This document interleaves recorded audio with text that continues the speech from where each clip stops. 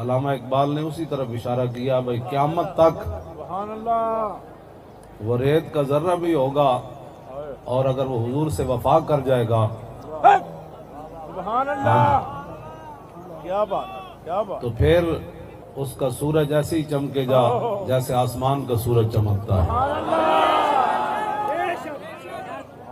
کسی کو پریشان ہونے کی ضرورت نہیں ہے، بالکل۔ ذرہ ریگ کو دیا تو نے طلوع آفتاب۔ ہائے ہائے ہائے واہ واہ واہ اگر کسی کو آئینے میں اپنا غلط چہرہ نظر آ رہا ہے تو اپنا چہرہ صحیح کرے۔ ہاں۔